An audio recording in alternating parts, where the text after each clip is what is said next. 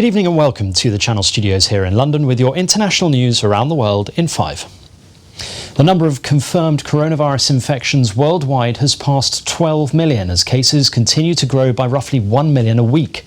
The number of confirmed coronavirus cases in the US has reached 3 million, but President Donald Trump insisted the country was in a good place, while also admitting he didn't seek advice from his experts. Authorities in Serbia are working on measures to try to curb the spread of the virus after a second night of clashes between police and people protesting against a second lockdown.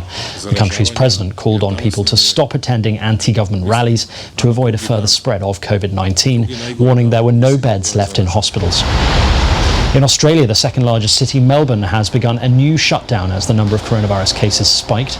Melbourne's 5 million residents will be barred from leaving home for the next 6 weeks, except for essential reasons. While the Japanese capital Tokyo has confirmed 224 new infections, marking a record high for the capital in a single day. Japan lifted its state of emergency roughly a month and a half ago, and while the number of new infections started to rise, authorities have still been reluctant to reimpose restrictions.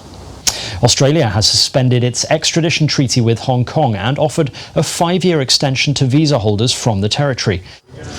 Prime Minister Scott Morrison announced measures to assist Hong Kong citizens and start a new life in Australia, including extending visas by 5 years after Beijing imposed a new security law in Hong Kong.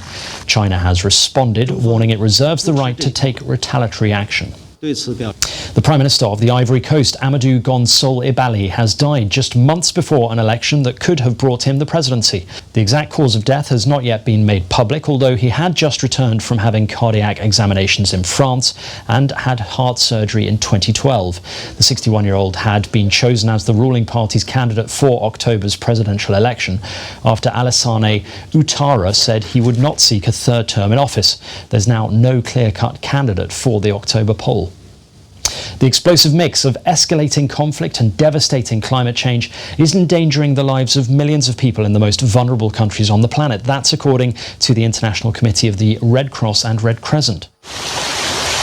According to the report, the majority of countries most vulnerable to global warming are caught in fighting. Out of 20 countries most vulnerable to climate change, 60% are living in conflict zones unless urgent action is taken to mitigate the effects of global warming. The report says that 200 million people will need international humanitarian aid by 2050.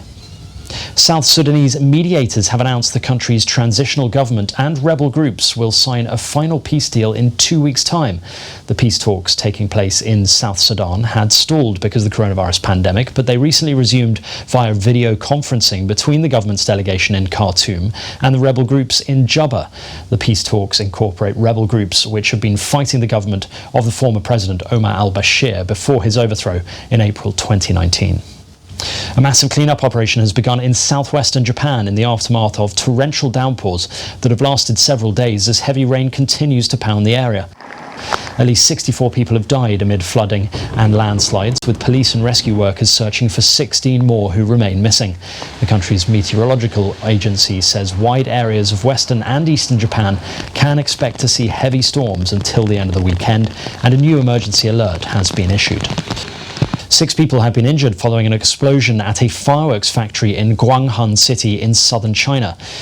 No deaths have been reported. 3 security guards were in the factory but managed to evacuate in time. Local authorities said on social media that their investigation is ongoing. The Cambodian province of Siem Reap has banned the trade of slaughtering dogs for meat, denouncing an alarming dog meat trade.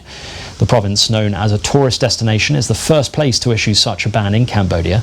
More than 3 million dogs are slaughtered for meat in the country every year.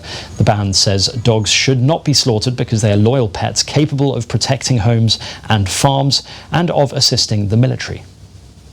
And finally, Google's parent company Alphabet has officially launched its balloon-based internet service in Kenya. The transmitters float high in the atmosphere and are believed to be a world first for consumers. The balloons host powerful transmitters and work similarly to cell phone towers. The technology should allow people in remote regions to get high-speed internet. Depending on its success, it could be expanded to other African countries. And that's your international news around the world in 5. Now back to the Channel Studios in Lagos.